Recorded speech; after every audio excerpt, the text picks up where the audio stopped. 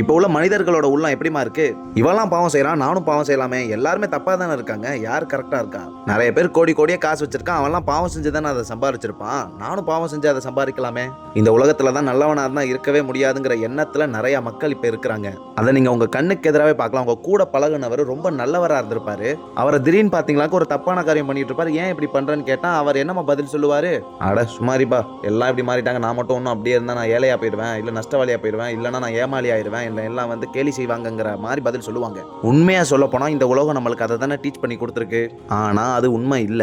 எல்லாரும் யோசிக்கிற மாதிரி இந்த பணம் காசு இந்த உலகம் பெருமை பந்தாதான் வாழ்க்கைன்னு நீங்க நினைச்சீங்களாக்கும். அப்ப அல்லாஹ் யாரு? உங்களை படைச்சது யாரு? அவன் உங்களை எப்படி வாழ சொல்றான்? எல்லாமே அதை மறந்துட்டீங்களே. அல்லாஹ் எந்த வழியில சொன்னாலும் நம்ம அந்த வழியில வாழ்ந்தா நம்ம நல்லவங்களாவும் இருக்கலாம், நம்ம கண்ணியமாவும் இருக்கலாம். இன்ஷா அல்லாஹ் சொர்க்கத்துக்கு போக முடியும்னா நம்ம சொர்க்கத்துக்குள்ளேயும் போகலாம். அல்லாஹ் எந்த அளவுக்கு இரக்கமானவன் பாருங்க. நபி ஸல்லல்லாஹு அலைஹி வஸல்லம் அவர்கள் ஒருத்தவங்களை சொர்க்கத்துல பார்த்திருக்காங்க.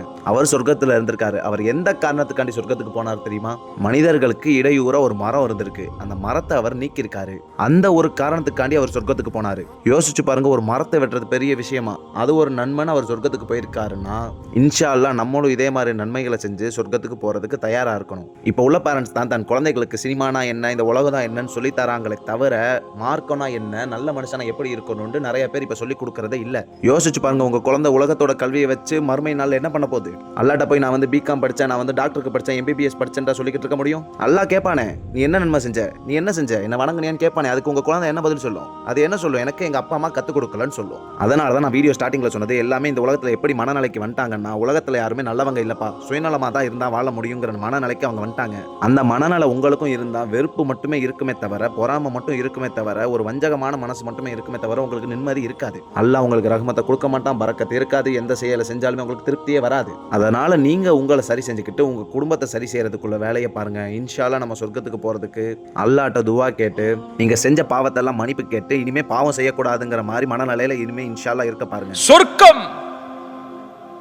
தொழுதால் மட்டும் கிடையாது, ஜக்காத்து கொடுத்தால் மட்டும் கிடையாது, ஹஜ் செய்தால் மட்டும் கிடையாது, வார வாரம் உம்ராக்கு போயிட்டு வந்தா மட்டும் கிடையாது.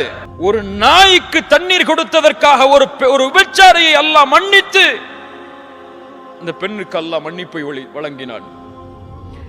இன்னொரு ஆண் தண்ணீர் கொடுத்ததற்காக இன்னொரு நாய்க்கு அல்லாஹ் அந்த ஆணை மன்னித்து அவருக்கு அல்லாஹ் நன்றி செலுத்தினான்.